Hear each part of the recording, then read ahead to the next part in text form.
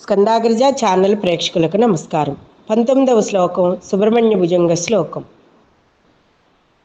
కుమారేశ sooner గుహ స్కంద సేనాపతే శక్తిపాణే మయూరాధిరూఢ పులిందాత్మజాకాంత భక్తార్తిహారిన్ ప్రభో తారకారే సదా రక్షమాంత్వం. కుమారస్వామి ఈశపుత్ర కుమారేశసూనో, అందులో రెండు పిలుపులు ఉన్నాయండి. కుమారేశసూనో కుమారస్వామి, ఈశసూనో ఈశపుత్ర అంటే శంకరుడి పుత్ర, గుహ స్కంద సేనాపతి. ఇక్కడ సేనాపతి అంటే దేవసేన యొక్క సేనాపతి, మళ్ళా దేవతలందరికీ కూడా ఆయనే సేనాపతి.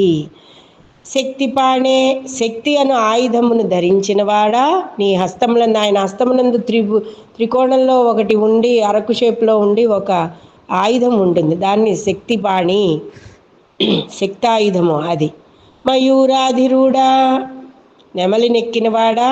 పులిందాత్మజాకాంత, పులిందాత్మజాకాంత ఎవరండి? వల్లీదేవి, వల్లీదేవి యొక్క భర్త.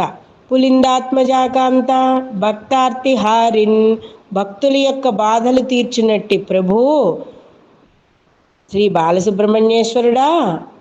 తారకాసుని సంహరించిన సుబ్రహ్మణ్య ప్రభో తారకారే, తారకాసుని సంహరించిన సుబ్రహ్మణ్య సదా రక్షమాం త్వం, నన్నెల్లప్పుడూ నీవు రక్షించుము, నీవు రక్షించుగాక అని మనం చెప్పుకోవచ్చు.